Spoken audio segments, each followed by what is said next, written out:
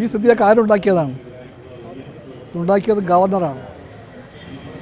ഗവർണർക്കറിയില്ല university ഓട്ടോണമിയുടെ അർത്ഥം എന്താണെന്ന്. യൂണിവേഴ്സിറ്റിയെ ഏതെങ്കിലും രാഷ്ട്രീയ ആശയത്തിൻ്റെ തടവിലാക്കാൻ ശ്രമിക്കാൻ പാടില്ല എന്ന കാര്യം അദ്ദേഹം മറന്നുപോയി. വാസ്തവത്തിൽ ഭാരതാംബയുടെ വിവാദം അദ്ദേഹം കുത്തിപ്പൊക്കിയതാണ്. ഞങ്ങളെല്ലാവരും രാജ്യമാകെ വിദ്യാർത്ഥികളും അധ്യാപകരും കർഷകരും തൊഴിലാളിവർഗവും എല്ലാം ഈ ഭാരതമാതാവിൻ്റെ മക്കളാണ്. നമുക്കറിയാം. ആ ഭാരതമാതാവിനെ പറ്റിയാണ് നെഹ്റു പഠിപ്പിച്ചത്. ആ പടവ് ഞങ്ങൾക്കറിയാം. ഭാരത് മാതാവെന്ന് പറയുമ്പോൾ നെഹ്റു പറഞ്ഞു അത് ഇന്ത്യയിലെ കോടാനുകോടി മനുഷ്യരാണെന്ന് പറഞ്ഞു. ഇവിടുത്തെ സ്ത്രീകളും പുരുഷന്മാരുമായിട്ടുള്ള കോടിക്കണക്കിന് മനുഷ്യരാണ് ഭാരതമാതാവ് അദ്ദേഹം പറഞ്ഞു. അതുകൊണ്ട് ഭാരത് മാതാ കി ജയ് എന്ന് വിളിക്കുമ്പോൾ ഞങ്ങൾ ജയ് വിളിച്ചത് ആ മക്കൾക്കാണ്, ആ ഭാരതമാതാവിനാണ്. അതിൻ്റെല്ലാം പ്രതീകമാണ് ദേശീയ പതാക. ആ പതാകയാണ് പ്രതീകം. അതിനപ്പുറം ഒരു പ്രതീകമില്ല ഭാരതമാതാവിന്. അതുകൊണ്ടാണ് കമ്മ്യൂണിസ്റ്റ് പാർട്ടി ഭാരത് മാതാ കി ജയ് എന്ന് വിളിച്ചുകൊണ്ട് ദേശീയ പതാക ഉയർത്തിയത് അഭിമാനപൂർവ്വം. അതാണ് CPI. ആ മുദ്രാവാക്യം ഉണ്ടാക്കിയത് വേറെ ആരുമല്ല, ദേശീയ പ്രസ്ഥാനമാണ്. അത് കണ്ടുപിടിച്ചത് RSS അല്ല. 1925 RSS ഉണ്ടായത്, 25. 1857 ഫസ്റ്റ് വാർ ഓഫ് ഇൻഡിപെൻഡൻസ്, ഒന്നാം സ്വാതന്ത്ര്യ സമരം, അന്ന് ആ സമരഭൂമിയിൽ ഈ മുദ്രാവാക്യം മുഴങ്ങി. ഭാരത് മാതാ കി ജയ് മുദ്രാവാക്യം മുഴങ്ങി. അത് മുഴക്കിയത് ഹിന്ദുക്കളായ മുസ്ലിമുകളായ ഇന്ത്യക്കാരായ പാവങ്ങളായിരുന്നു. ആ മുദ്രാവാക്യത്തിൻ്റെ അട്ടിപ്പറൊന്നും ആർക്കുമില്ല. ഒരു ഗവർണർക്കുമില്ല, ഒരു BJPക്കുമില്ല, RSSനുമില്ല. അത് ഇന്ത്യയിലെ പാവങ്ങൾ ഉണ്ടാക്കിയ മുദ്രാവാക്യമാണ്. കമ്മ്യൂണിസ്റ്റ് പാർട്ടിക്ക് ബഹുമാനം ആ പാവങ്ങളെയാണ്. ഞങ്ങൾ ആ മുദ്രാവാക്യം കടം വാങ്ങിയിട്ടുണ്ട്, അവരിൽ നിന്ന് കടം വാങ്ങിയിട്ടുണ്ട്.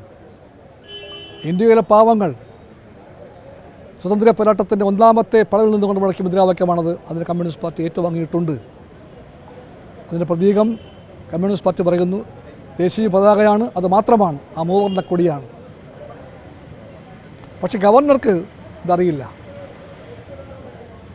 RSSൻ്റെ പള്ളിക്കൂടത്തിൽ പഠിച്ച, അതിൻ്റെ ആശയ പരിശീലനം കിട്ടിയ സ്വയം സേവകരായിട്ടുള്ള അവസ്ഥയിൽ നിന്ന് ഇന്നും പുറത്തു കടക്കാൻ മടിക്കുന്ന ആർലേക്കർ ജി, അദ്ദേഹത്തിന് ഇപ്പോഴും ഭാരത് മാതാവ് സിംഹപ്പുറത്തിരിക്കുന്ന കാവിക്കൊടി ഏന്തിയ ആ സ്ത്രീയാണ്. ആ സ്ത്രീയെ ഇന്ത്യക്കറിയില്ല.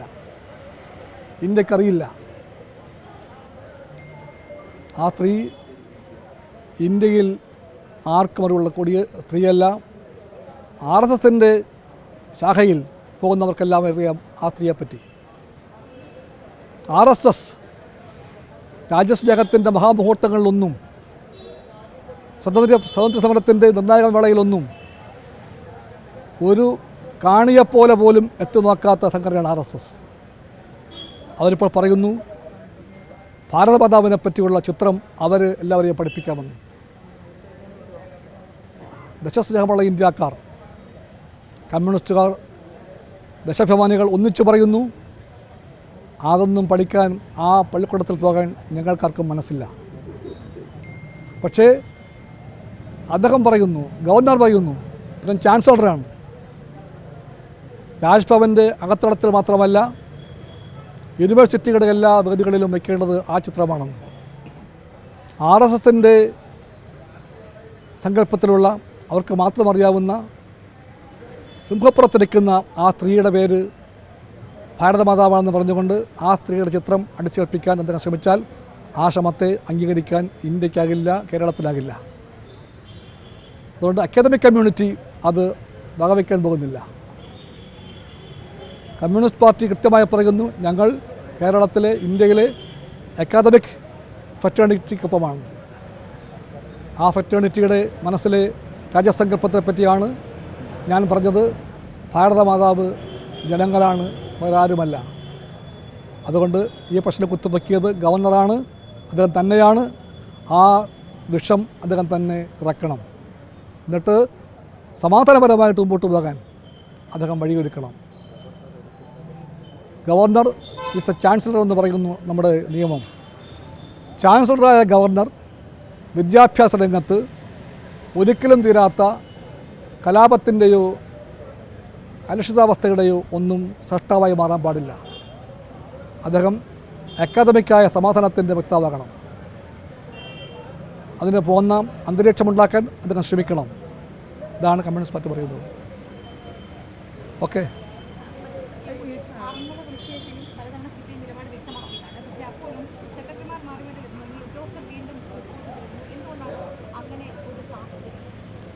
ആരെല്ലാം മാറി മാറി വന്നാലും, ആരെല്ലാം നിലപാട് മാറ്റി പറഞ്ഞാലും ഇടതുപക്ഷം നിലപാട് മാറ്റില്ല.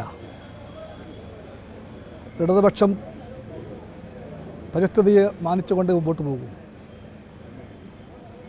ഇടതുപക്ഷമാണ് ആഗോളതാപനത്തിൻ്റെ ആപത്തിനെപ്പറ്റി ലോകത്തെ ബോധ്യപ്പെടുത്തിയ ആദ്യത്തെ പക്ഷം. ഇടതുപക്ഷമാണ് ആഗോളതാപനത്തിൻ്റെ മാതാവും പിതാവും ഗ്ലോബലൈസേഷനാണെന്ന് ആദ്യമായി പറഞ്ഞ പക്ഷം. ആഗോളവൽക്കരണത്തിൻ്റെ ഗർഭത്തിൽ നിന്നാണ് ആഗോള താപനമുണ്ടായതെന്ന് ആദ്യം പറഞ്ഞ പക്ഷം ഇടതുപക്ഷമാണ്. ചൂഷകവർഗത്തിൻ്റെ തീരാത്ത ആർത്തിയാണ് വാസ്തവത്തിൽ ആഗോള താപനമായി മാറിയതെന്നും ലോകത്തെ പഠിപ്പിച്ച പക്ഷം ഇടതുപക്ഷമാണ്. ആ പക്ഷത്തിൻ്റെ ഭരണമുള്ള കേരളത്തിൽ അതുകൊണ്ട് പരിസ്ഥിതിയെയും പ്രകൃതിയെയും അട്ടിമറിക്കുന്ന ഒന്നും ഉണ്ടാകാൻ പോകുന്നില്ല, ഉണ്ടാകില്ല എന്ന കാര്യം കമ്മ്യൂണിസ്റ്റ് പാർട്ടി ഖണ്ഡിതമായി പറയുന്നു.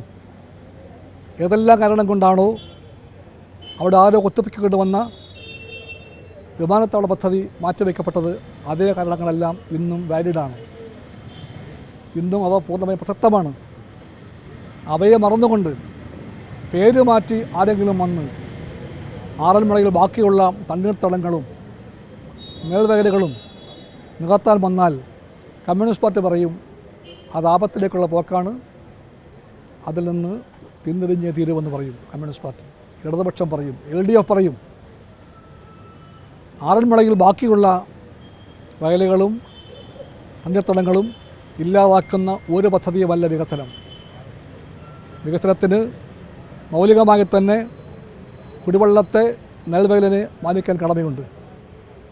കുടിവെള്ളത്തെയും നെൽവയലിനെയും മറക്കുന്ന ഒരു ഗവൺമെൻറ്റായി മാറാൻ LDFനാകില്ല.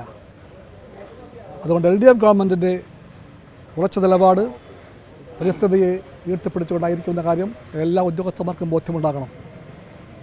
ചീഫ് സെക്രട്ടറിയുടെ മുൻകൈയിൽ കൂടിയ ഒരു യോഗം തീരുമാനിച്ച തീരുമാനങ്ങളെ അട്ടിമറിക്കുന്ന വിധത്തിലുള്ള നീക്കവുമായി വരാൻ ഏതെങ്കിലും ഗവൺമെൻറ് സെക്രട്ടറി തയ്യാറായെങ്കിൽ ആ ഗവൺമെൻറ് സെക്രട്ടറി അങ്ങനെ ചെയ്യുമ്പോൾ തെറ്റാണ് ചെയ്യുന്നത്. ആ തെറ്റ് തിരുത്തപ്പെട്ടേ തീരൂ.